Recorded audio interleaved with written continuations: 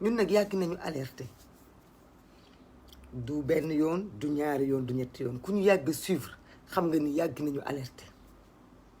yàgg nañu toog fii di wax police sénégalaise xoolaat leen seen bopp nu ngeen di téye seen ay mbokki sénégalais yàgg nañu wax policiers yi xoolaat leen seen comportement ak seen ay attitude envers les concitoyens wax nañ ko ci ay manifestations ñun ñi sax subir nañu violence ak excès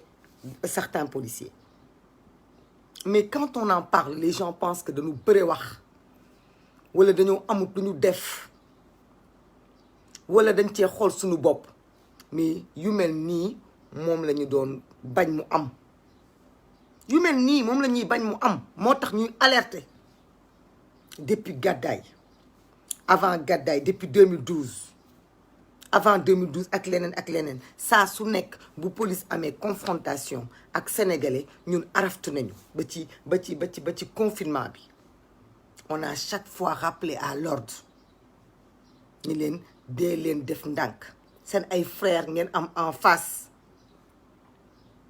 man je pèse bien mes mots moo fi kenn indil ndax dangaa am preuve ndax Cheikh Niass dañ ko rey wala Cheikh Niass rey ñu ko parce que déjà arrestation Cheikh Niass moom moo nekk abus de pouvoir moom moo nekk un excès de zèle boo xamante ne ça aurait pu être évité parce que ça pouvait être n'importe qui d'autre man mi mënoon na maa dal mënoon na dal kenn ci yéen ku nekk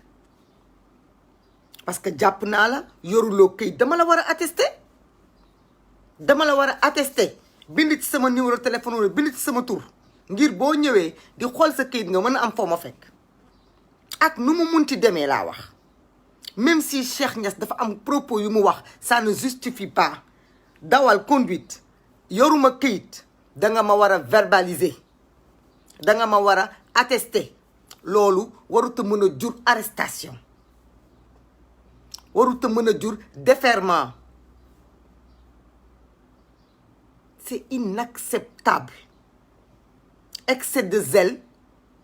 ak abus de pouvoir moom moo waral lii dafa am lu juddu avant lii leneen lu xew nag bi prison ba dañu ko violenté dañu ko mettital dañu ko bunduxatal dañu ko dóor dañu ko quoi que ce soit ça c'est après te ça lumière dafay leer parce que nag ñun duñu ay bàyyima ñun duñu ay xar duñu ay nag duñu ay ginaar ba suñu rayee comme ça ñu bind ko rip ñetti fan nit ñi rip mu jeex c'est loolu dafa yomb parce que li dal Cheikh Niass mënoon na ma dal man je suis Cheikh Niass kenn si yéen ku nekk dafa war a nekk Cheikh Niass parce que ñun ñëpp dañuy dawal ñun ñëpp dañuy nekk ci tali bi ñun ñëpp dañuy jàkkaarloog policiers yi léeg-léeg nga tas ci ñu baax léeg-léeg nga tas ci ñu bon mais dama ni yéen policiers yi baax yéen a war a dénoncer seen collègue bi maane attitude bi mu def yéen a leen war a dénoncer parce que nag il faut ngeen delloo seen xel parce que moomu leen nit ñi da ngeen a sol tenue ñu jox leen ngeen surveiller ordre ñu jox leen ngeen liggéey ci tali bi amu leen benn droit di maltraiter nit ñi amu leen benn droit naan da ngeen di yar nit ñi yéenay kan bay yare mais policiers da ngeen a yaru bay yare yéen xamu leen nu ngeen di waxee du xale du mag du jigéen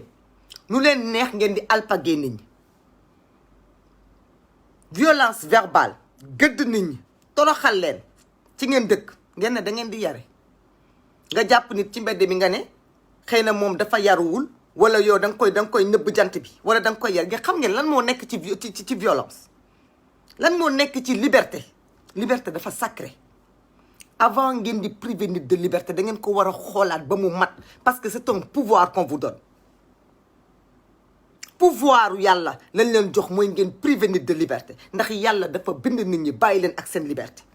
liberté dans tout nag liberté de pensée liberté de culte liberté de tout la yàlla may doomu aadama kon soo demee bay xañ nit ki liberté dafa war a nekk ci loo xamante ne lu dëggu la dafa war a nekk ci loo xamante ne wax dëgg yàlla kii dafa nekk un danger pour la société wala mu nekk un danger pour lui-même waaye da ngay dawal yor nga carte grise yoroo carte grise fàtte nga sa permis fàtte woo sa permis yoroo papier ma jàppale ci yóbbu la ci kaso te nga ñëwoon pour màggali seetuma ci sax sama diggante ak sama borom wëlbatiku ñu lay déférer commissaire boobu ñu ne dañ ko wàcce loolu dafa yomb sa responsabilité engagée parce que un agent qui arrête un individu sur la route même su fekkente ne c'est des voies de fait am na leneen lu ngeen ko war a mën a def lu dul di ko déférer mais jël leen ay këyitam ngeen bàyyi ko mu màggali ba mu ñëwaat jël leen ay këyitam ngeen ne ko demal nga màggali soo ñëwee tu es convoqué mu mun a dem màggali parce que loolu moo tax mu dagg billet avion bàyyi doom bàyyi jabar ñëw pour màggal jël leen ay këyitam ngeen bàyyi ko mu màggali ba dem ba ñëw mais ngeen jël ko déférer ko da ngeen a gaaw nag ci déférer surtout Baye Fall bu ngeen jàpp li ngeen di njëkk a def mooy ne da ngeen ko yar dagg ay njañam parce que xam ngeen lan la njañ di représenté ci Baye Fall xam ngeen lan la trasta di représenté ci Baye Fall bu ngeen jàppee Baye Fall li ngeen di njëkk a def c'est pas la première fois de ñun c'est pas la première fois parce que ñun am nañu ay rakki Baye Fall yoo xamante ne yàgg ngeen leen yóbbu di leen xuuf leen tëj leen dugal leen ci kaso bi une semaine génne leen parce que rëbës nag ak camp pénal ak feneen ku fa egsi li ñuy njëkk a def mooy dagg say rasta boo amoon rastay ñaar fukki at koo xamante ne même bu dee détention provisoire da nga fi jaar dong suba nga génn mais dinañ dagg say rasta loolu kese toroxal doomu aadama la ci kuy dawal yoru carte grise lan moo leen jote ak ay rastam ba ngeen koy dagg mais ngeen jël ko déférer ko complicité de ce commissaire là yéen amul leen lan ngeen war a def mais police Sénégal mais lii defuñu ko Cheikh Niass ak yaayam ak mbokkam de Sénégal yépp lañ ko def parce que li fi ne ci délinquant li fi ne ci ay délit on s'en occupe pas mais on a le temps de déférer des individus parce que yoruñu carte grise ku yor permis yor ay këyit yéen police yéen procureur il n'a rien d'autre à faire procureur amul lu mu def ci àdduna lu dul di accepter ay déferment d'un individu qu'on a arrêté pour xawma li wala pour xawma la ak li fi nekk ci ay délinquants li fi nekk ci ay sàcc li fi nekk ci ay violeurs li fi nekk ci ay délinquants li fi nekk ci ay escrocs ci réew mi mais amul leen yéen lan ngeen di def lu dul doomu aadama boo xamante ne dafa ñëw pour màggal mu jotee ak benn policier ngeen jël ko yóbbu ko Cap Manuel yéen seen prison yi ngi fees amul leen lu ngeen fa def mais nañu waxante dëgg aussi quoi et puis depuis presque une semaine ñu bëgg ko nëppal comme ça les gens en parlent ñu ne nit ñi dañuy wax rek noppi duñu wax rek noppi nag parce que dafa am lu fi jaaroon avant Cheikh Niass ñun on refuse d'être des complices de ce silence-là on ne le sera pas xëy na nag nit ki mënul yor naqaram nga ko ci yokkal naqar parce que dégg nañu ay mbokkam ñu ne jotaguñu seen koor dégg nañu ñu ne ba léegi suulaguñu kon nag li ñu wax ñun ay jullit lañu nit ki fekk dencuñu la sa ruuxam ci réew mi sa ruuxam ci àdduna bi kon dañuy ñaan yàlla ñun ñëpp yàlla def ñu def autopsie ba xam li ko rey lan la mais ñu delloo ko ay mbokkam ba ñu dugal ko ci suuf te ñu ngi ñaan mbokkam yooyu bu leen dugal mukk Cheikh Niass ci suuf te sénégalais yëguñu ko ñun de ñu ngi leen di permettre képp ku xam yaayu Cheikh Niass wala ay mbokkam na nga ñu contacter inbox jox ñu numéro am parce que dañu bëgg a xam fan la dëkk fan la ay waajuram dëkk parce que dañoo bëgg a dem bokk ak ñoom naqar bi bëgg nañ egg ba ci ñoom jàlleen mais bëgg nañu ànd ak ñoom nag xeex lii parce que lii nag trop c'est trop barke démb fii lañu ay George Floyd fekk George Floyd ma ne ca États-Unis ñu toroxal ko rey ko nit ñi jéggi géej gi jéggi océan bi dem fekk ji ko naan je suis George Floyd opposition bi ma bokk maa ngi leen di interpeller parce que toog naa ci réunion ngeen def communiqué bind ci turu George Floyd di demander à ce que na justice def kon ñu ngi leen di demander ngeen def ay communiqué demander ci dëgg ci deewu Cheikh Niass parce que bu gënul George Floyd gënu ko ñu ngi demander opposition bi yëpp mais ñu ngi demander pouvoir bi itam parce que képp ku nekk tey responsable politique nga wax da ngay xeex ngir jëriñ sa réew Cheikh Niass moom xeexal na boppam ngir jëriñ askanam ngir jëriñ ay mbokkam xaaru ci kenn la ci xaarul Cheikh Niass kon dañ leen di demander yéen ñi nekk ci pouvoir bi ngeen jël seen kaddu ngeen demander justice parce que lii policier bi def Cheikh Niass mën na dal kenn ku nekk ci yéen mën na dal seen ay mbokk donc nag wax dëgg yàlla fii amul warul am par parlo opposition ak pouvoir on le demande à tout le monde képp ku nekk leader politique war nga yëkkati sa kaddu parce que injustice boo koy xeex lii injustice raw ko lii injustice raw ko. damaa ñëw pour màggal ma jote ak nit ñu waroon mën a téye samay këyit bàyyi ma màggali ñu jàpp ma defeere ma ba tey ma faatu ci ñu expliquer ba léegi waxuñu ministère de l'intérieur anamu. il faut que l'Assemblée nationale aussi réagir parce que dafa am ay députés yoo xam dañ leen fal ngeen nekk député de la diaspora bi moo leen fal pour ngeen représenter ko te Cheikh Niass dafa bokk ci njabootu diaspora wutal boppam xaarul kenn soxlawul dara état di defaral ay ndeyam di defaral ay mbokkam kon da ngeen war a yëkkati seen kaddu. ñu ngi demandé ay waajuram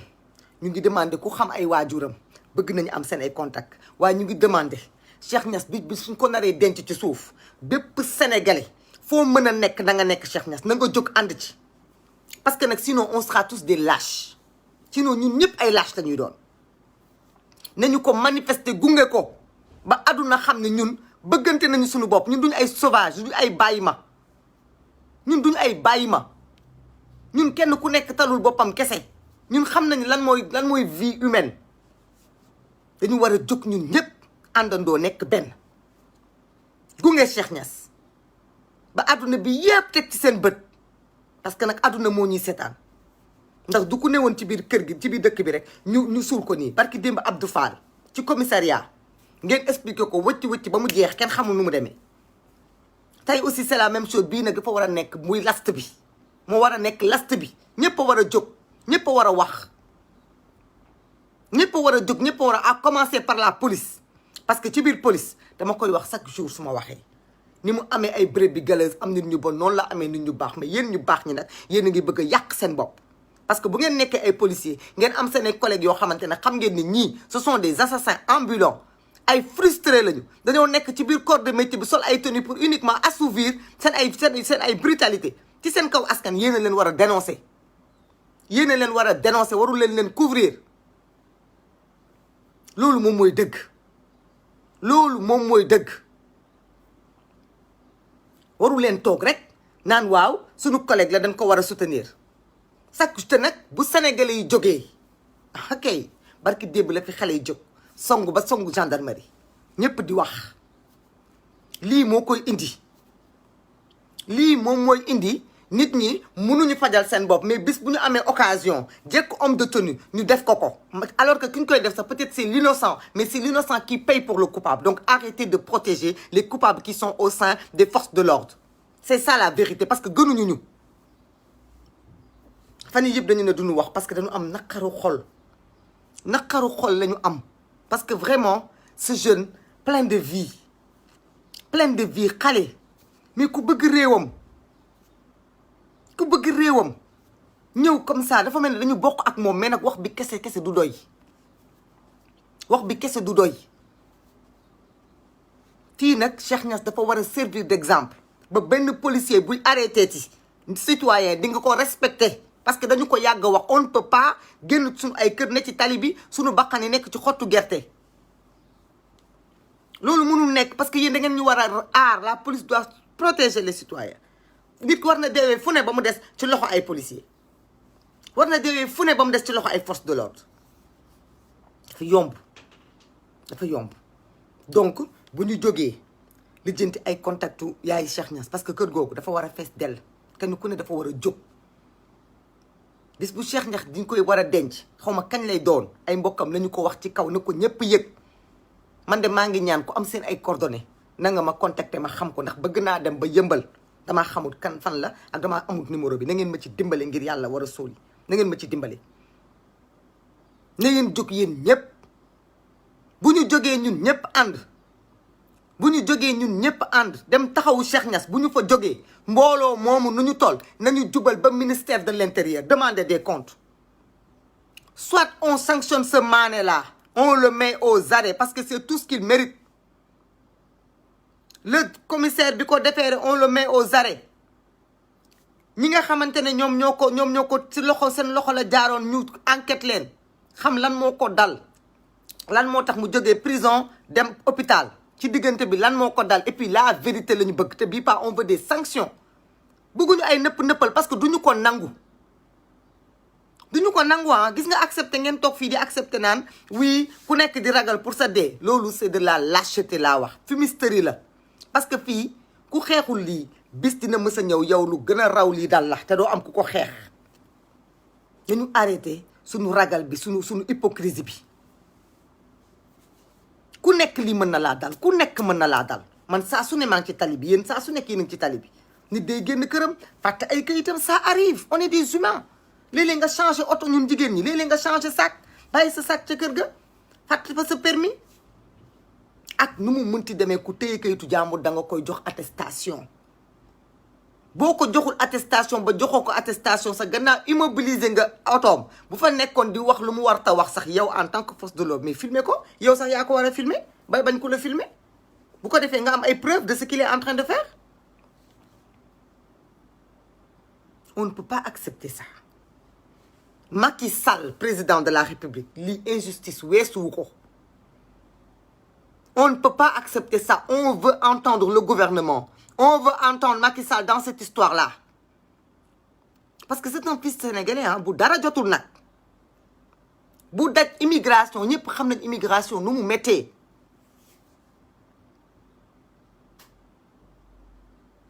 ñëpp xam nañu immigration nu mu méttee. mu daj immigration dem am as tuut lu mu am mais toogul foofu mais mu dafa ñëw Sénégal gis nañu témoignage ñun ñu ngi déglu boobu ba léegi on ne voulait même pas parce que ak nu mu mën ci demee situation bu amee léegi peut-être yàlla may nañu ñu commencé am ay at war a mën a am dal déglu mais dañoo déglu version yëpp la ñu déglu version bu ñu gën a sidéré moom mooy version wu policier bi version wu policier bi ne dama ko arrêté laaj ko këyitam mu xaw ma lan après mu nekk foofu di ma wax lu nekk nit ñi atte ma dellu ci circulation bi après ay nit ñëw wax ma mu ngi lay filmer ay nit wax ma mu ngi lay filmer parce que daf la filmer da nga koy jàpp yow xañ ko jant bi yow policier nga da nga taxaw ci tali bi boo ko joxul këyitam du la filmer yow yaay kan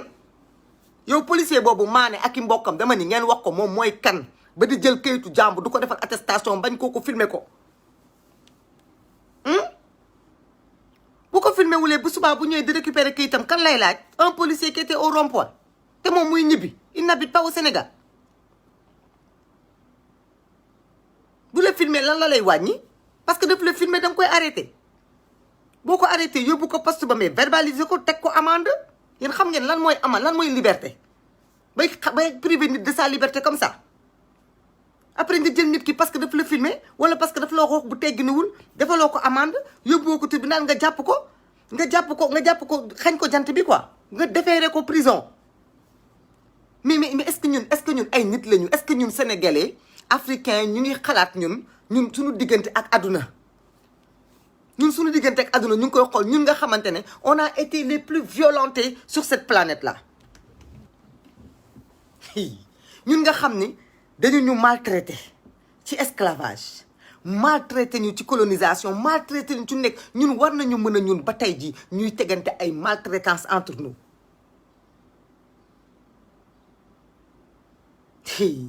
ñuy tegante ay violence entre nous mais duñu gestu une seconde xool ci ginnaaw lan mooy sunu parcours lan mooy sunu diggante ñun entre sunu histoire ba ñu war a mën a ñun seetaanante di tegante violence di tegante lu metti daf la filmer dafa am ñu la wax daf la filmer nga jàpp ko yóbbu ko poste ba fanaan loo ko fa ñaari fanu yàlla xëy defeere ko ay mbokkam di jaabante doyul géejawaay nga xañ ko jant bi ñun xam nañ nu mu demee de dofu ñu jinne pesuñu parce que yàgg nañ leen gis ak suñuy mbokki Baay Faal ku ngeen ci jàpp da ngeen naan da ngeen koy yar li ngeen koy njëkk a yaree mooy dagg ay njañam xam nga lan mooy ay njañ ci Baay Faal kooku njañam yooyu ngeen dagg rek mën na koo rey njañam yooyu rek mën na koo rey parce que ku deful waxul sàccul dóorul kenn violé wul kenn agressé wul kenn di liggéeyam nga jàpp ko dagg ay rastam parce que yorul carte grise foofu la commencé bien sûr am na ku ne du arrivé étranger ñemewuñu ko ñun entre nous on se déteste ñun entre africains entre sénégalais ñun dañu bañante dañuy xoolante comme ay mbaam ne ku nekk xoolaat boppam ci comportement bu mu am vis-à-vis de son prochain ñun lépp lu ñu tegoon ci esclavage teg ñu ko ci buumu jaam ñu ngi koy tegante suñu biir ñu ngi koy tegante suñu biir avec ça ñu ne dañuy bëgg a développer wu balaa ngay développer réew ci ay infrastructure nga développer ko ci ay jikko ñun ce qu'on a vécu l'enfer que nos ancêtres ont vécu c'est pas pour qu'aujourd'hui on voit nos fils et nos frères se faire maltraiter dans la rue par nos propres frères c'est inadmissible c'est honteux gàcce bépp borom tenue la tey yéen borom tenue yéen a waroon a dem sukk jébbalu directeur de la police nationale fan nga nekk directeur de la police nationale yow yaa war a njëkk simi sa képpi dem sukk jéggalu parce que nag la mort de Cheikh Niass est entre vos mains dereetam bakkanam mu ngi ci seen ay loxo police nationale ministère de l'intérieur président Macky Sall da ngeen a war a apporter justice pour Cheikh Niass da ngeen a war a apporter justice pour Cheikh Niass mais le peuple sénégalais itam doit se lever et se battre pour Cheikh Niass benn publication doyul ñaari publication après on passe à autre chose moi-même j'ai envie de pleurer dama jooy ñaari fan yi ba feebar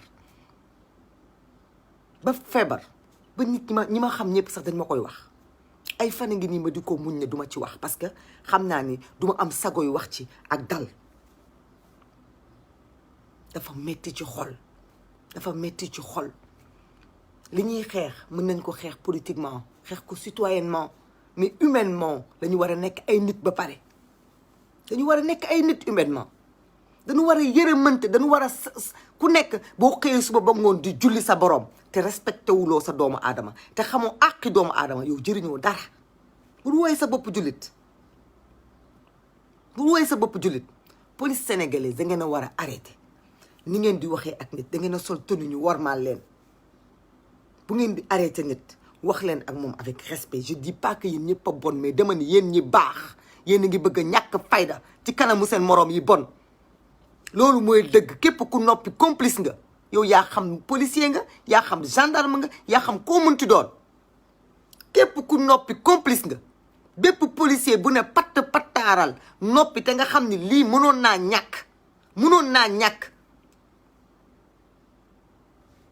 ñàkk xëy na yàlla moo leen toroxal mais mënoon nañ ko jàpp sax toroxal ko dagg ay rastam bàyyi ko mu dem te duñ ko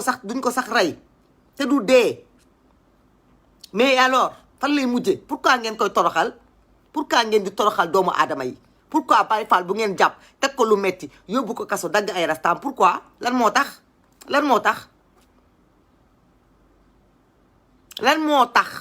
fan ngeen ko teg loolu pourquoi sénégalais mënul bëgg moroomu sénégalais pourquoi sénégalais bi bu amee doole teg ko moroomu sénégalais da koy toroxal ci digg mbedd mi pourquoi loolu lan ngeen ciy jële ban satisfaction nga mën a am di liggéey sa liggéey ne ci tali bi dajeeg sa moroomu Sénégal di ko bundu xataal di ko teg ay wax di ko gaañ di ko maltraité même yow bu reewee yow yaa ko jur bu reewee yow nga yaru nit ki bu àndeeg bu taseeg yow sax am ñàkk yar yow mi nga xam ne yow da nga jàng pour yore kaaraange da nga jàng yow pour yor am formation nga taxaw ci tali bi yow nga wan ko yar soo ko waree yar dina dal mais non da ngay di jàpp nit ñi parce que da wax ak nangam da nga wax nii da nga wax chaque jour ñu gis leen ci tali bi ni ngeen di defee. L'affaire Cheikh Niass laa nag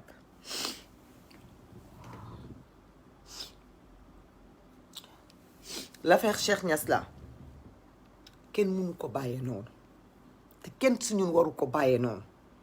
man j'en appelle au soulèvement populaire sur cette affaire de Cheikh Niass. kenn ku nekk ci yéen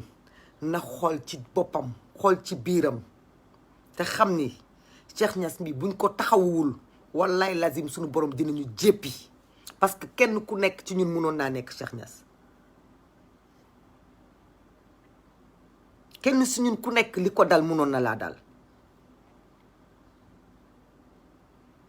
nañ leen jóg pour que justice soit rendue à Cheikh Niass et à sa famille waajuram bu jigéen bi ku dal la ku gëm yàlla la bàyyi na lépp ci loxo yàlla Sénégal dañu doylu wante ñun ñi nga xam ne ñooy xeex laa wax di xeex contre l'injustice di xeex contre l'arbitraire di xeex contre pour la démocratie di xeex pour leneen ak leneen ñun ñoo war a jël xeex bi def ko suñu xeex ñun ñëpp nag que ce soit du pouvoir que ce soit de l'opposition et surtout les gens du pouvoir fii ngeen war a wane seen nité fii ngeen war a wane ni am ngeen xol ni ay yaay ngeen ni ay jigéen ngeen wala ay papa ngeen fii ngeen ko war a wane parce que ce jeune ne méritait pas le sort qui lui est arrivé c'est trop facile on ne peut pas mourir comme ça bêtement ñu kenn wax ay yàlla moom mooy rayee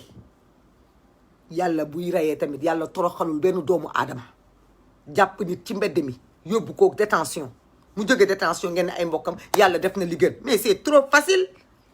si on accepte ça ñun bu yee boo xoolal nañ leen dellu joxe suñu bopp nekkaat ay jaam nga xam ne ñun ay jaam lañu bu ñu nangoo lii bu ñu nangoo Cheikh Niass deewam bii mu nekk dee boo xam dañuy ne non comme ça dee na mun ñul et puis du am benn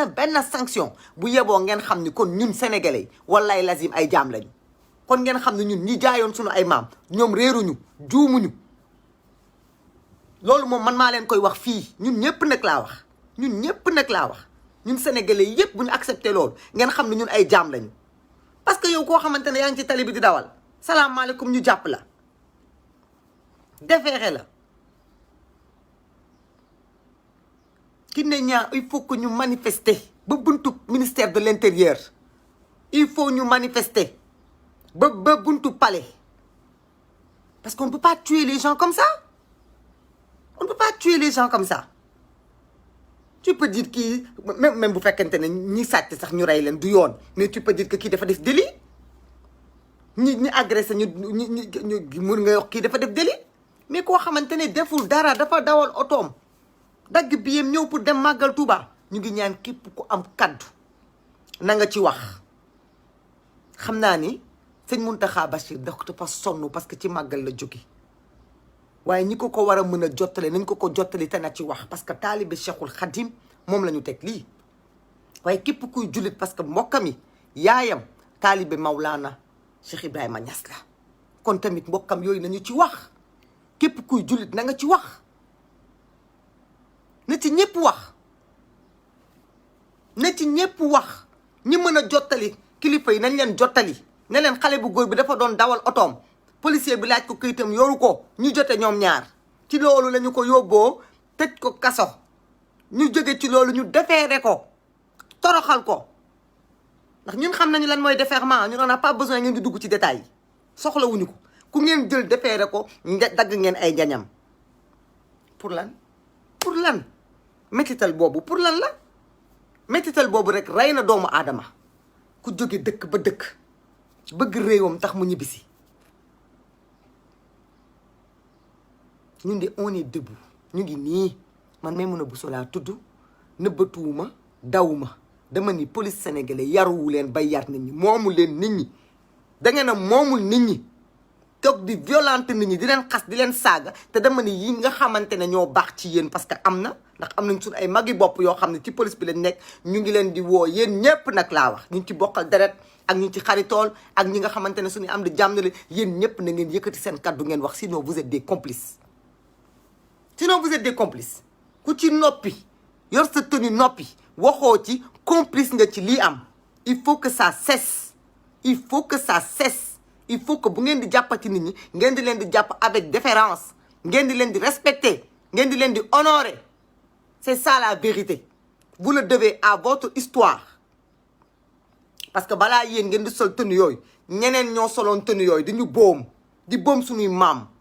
kon yéen bu ngeen gëstoo xool foofu waru leen toroxal kenn ci seen exercice de fonction waru leen ko def benn yoon man nag duma ci wax lu sore parce que xol yi metti na te réewu Sénégal réew la boo xam ne soo amee yenn sensibilité yi da ngay dëkk ci di feebar parce que problème yi fi am problème la yoo xam ne ça va au-delà de sunu làmmiñ yi dañ koy dugal ci sunu biir xol yi ñun musuñu fi woote benn combat boo xamante ne combat wu benn nit la wala combat wu leneen combat de principe combat boo xam ne kenn ku nekk waroon na laa mën a dal Cheikh Niass même bu amee ay kayitu France Cheikh Niass suñu frère la sénégalais la comme ñun suñu mbokk la comme ñun te Cheikh Niass li ko dal dafa mënoon a dal man maa dal yow mën naa dal keneen ak keneen parce que dafa nekk loo xam ni on le vit tout le temps sur la route sur la voie publique on se fait arrêter des fois nga tase ñu nite policiers yu nite yu baax yoo xam da ngay wax ak ñoom ñu wax ak yow ci jàmm ak salaam mais dama ni dafa bari ci seen biir ñoo xamante ne dafa mel ni comme si dañuy engagé police boobu pour mën a défouler wu pour mën a génnee seen sauvagerie ak seen animalerie vis-à-vis de la population te loolu nag moo inacceptable loolu lañ mënatul accepter loolu lañ mënatul accepter on ne peut pas perdre la vie comme ça de cette façon-là la vie elle est trop sacrée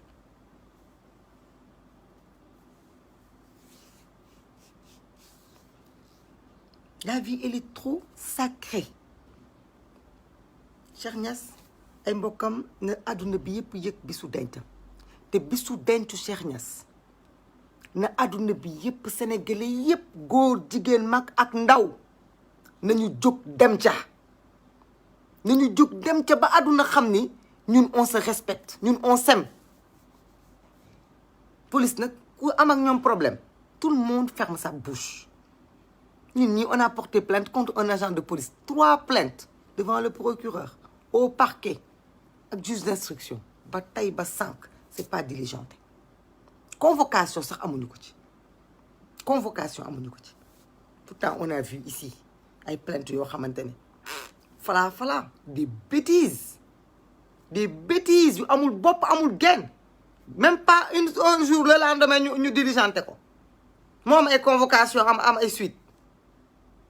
loolu c'est pour montrer suñu complexe bi ñu complexe waaye itam complexe bi dafa dem plus loin parce que da ngay yeewu suba ba ngoon gis réseaux sociaux yi nit ñi di partage Masamba dee na ca États-Unis ma Demba dee na ca France ma Paate dee na ca beneen dëkk Cheikh Niass mi dee fii ci Sénégal bindoo ko partagé woo ko publier woo ko lan mooy sa problème yow da nga mën a jéggi sa réew dem bëgg keneen te bëggoo sa bopp boo bëggul Cheikh Niass sa bopp nga bëggul boo bëggul sa bopp nga bëggul boo bëggul Cheikh Niass sa bopp nga bëggul yow nga mën a romb sa mbokk sénégalais sa mbokki jullit ah dem di partager ripu keneen suba ba léegi maa ngi gis ñoo na xaw ma kan dafa dee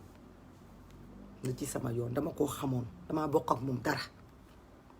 d'accord des fois c'est des gens qu'on aime parce que c'est des acteurs c'est des footballeurs c'est des nangam Belmondo bu deewee Facebook bi wàcc Bernard Tapie bu deewee Facebook bi wàcc Cheikh Niass am na ñoo xamante ne ba tey publier wuñu photo Cheikh Niass lan mooy suñu problème réellement nañu ko xoolaat il faut qu'on aille au-delà il faut ñu ñemee xool ci suñu biir li ñaaw li bon ñu xool ko ñu wax ko ñu génnee ko noonu la ñuy fajoo ñun suñu problème c'est profond gis nañ fi ay kilifa ay mag yu fi dem fii place du souvenir sukku seen oom bi ci suuf nee nañu dañoo George Floyd ana seen diggante ak Cheikh Niass même bu dul dara sax tur bu tedd bi macha allah war na mën a tax ñu bàyyi ko xel lan mooy suñu problème gisaguma de ay ministre ay député ay responsable politique ay opposition yu nekk gum Cheikh Niass je n'ai pas encore vu et j'attends de le voir parce que sinon vous êtes hypocrite on ne peut pas être hypocrite à ce point-là on est George Floyd on est George Floyd oui il y a la presse qui en parle mais non je parle des kilifa yi fi def ni fi nekkoon George Floyd yi fi sukkoon am na ñu demoon ba sukku laa la wax photo sukku gis nañ ko fi la seen diggante ak Cheikh Niass lan mooy seen diggante ak Cheikh Niass lu ngeen di xaar pour nekk Cheikh Niass da ngeen ci xaar yéen daal jàmbur yàlla yi ngeen gën a bëgg ni seen bopp jàmbur yi nekk ci biti ngeen gën a bëgg ni seen bopp ci lépp nag kuy wax lu bon ngeen tas ko kuy wax lu salte ngeen tas ko, kuy yàq nit ngeen tas ko, waaye kuy wax lu jëm ci yéen ngeen ñàkkal ko fayda, du ngeen ko tas, du ngeen ko partagé.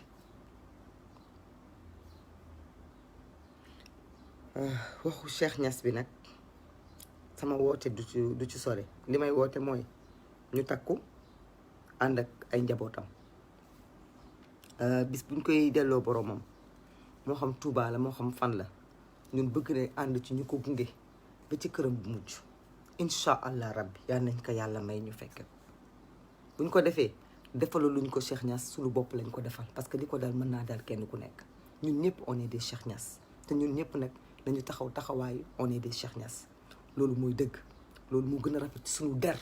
mu gën a rafet ci suñu histoire, mu gën a rafet ci suñu bopp, ndaxte àdduna mu ñuy seetaan te ñun dañoo ñemee yenn combat jàmbur. Sénégal lu fi xew ñu dugg ci problème mu Guinée bi barki démb dañ cee dugg ñun ñëpp ñu nekk ay Dumbuya. kii nag ñun ak moom ñoo bokk,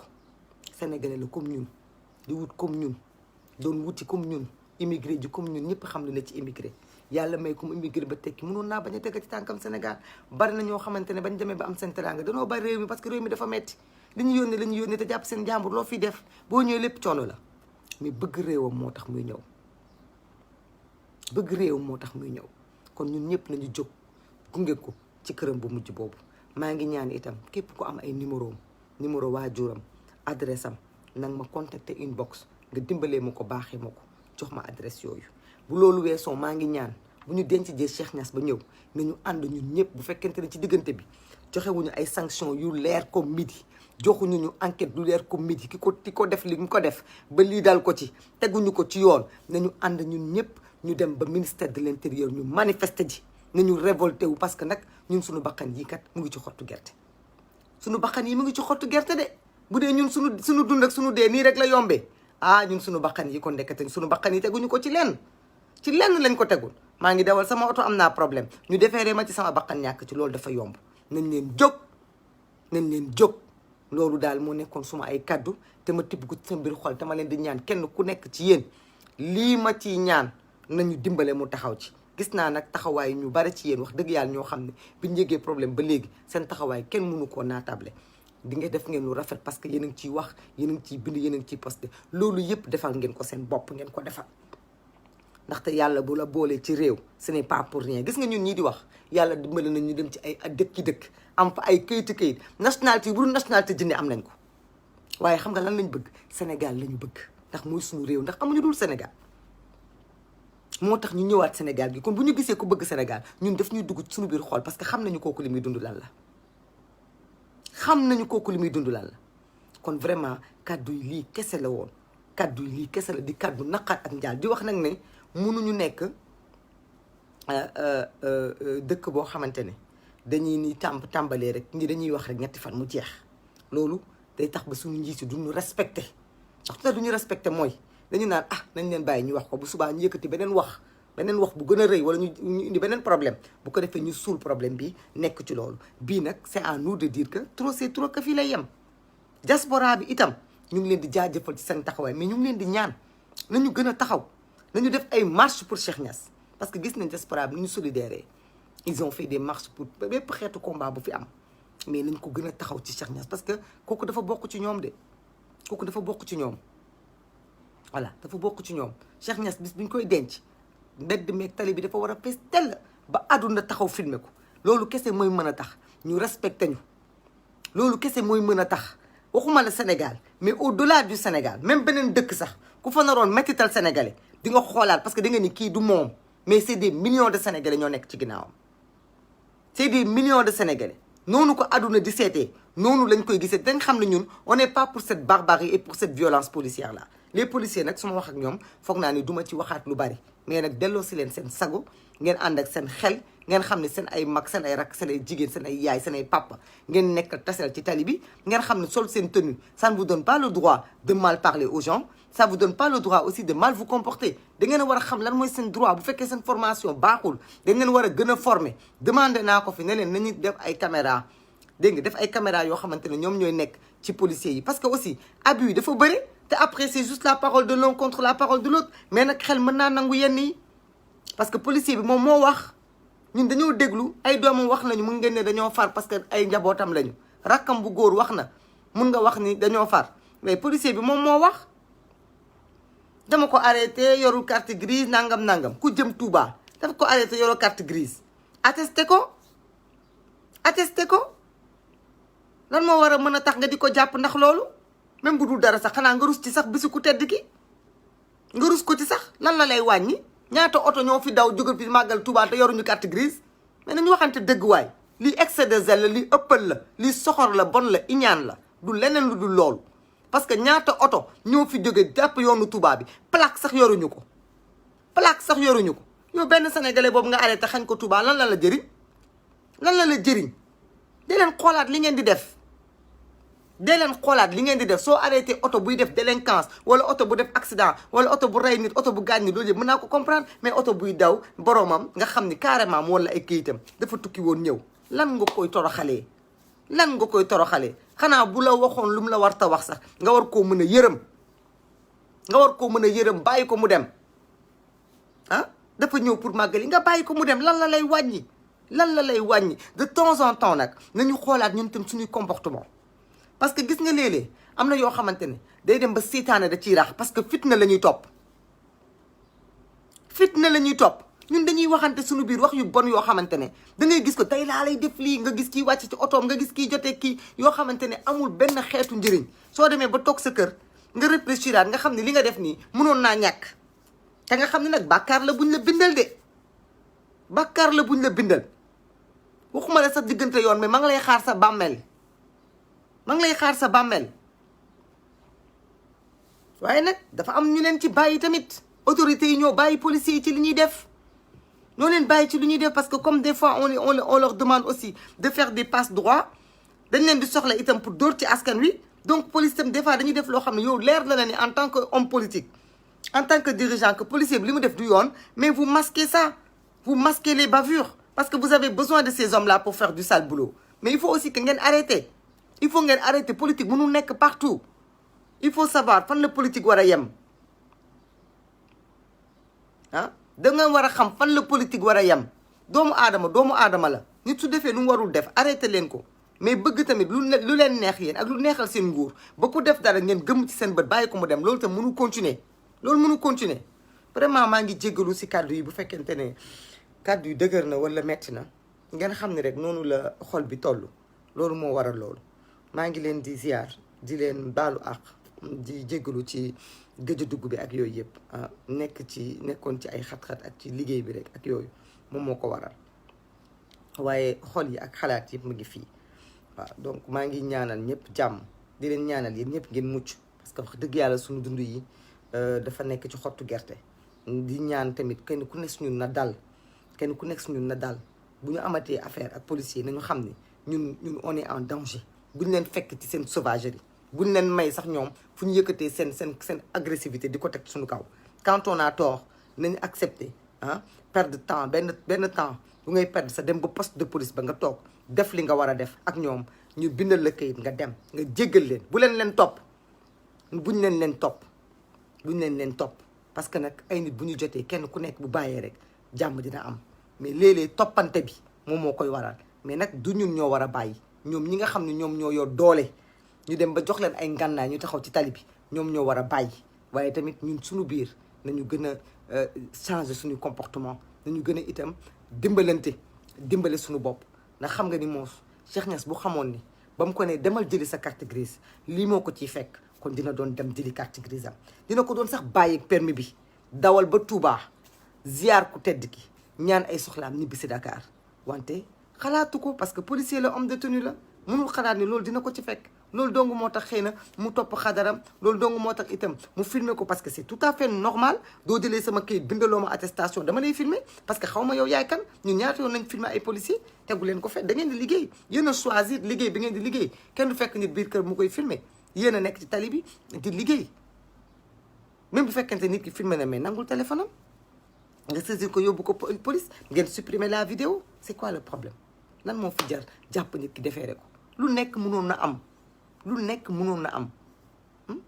mais loolu yëpp manque de développement moo ko indi parce que su ngeen amoon fourrière oto bi ngay jël fourrière ko police mu topp oto bi ba police bu toppee oto bi police ngeen jël ko verbaliser ko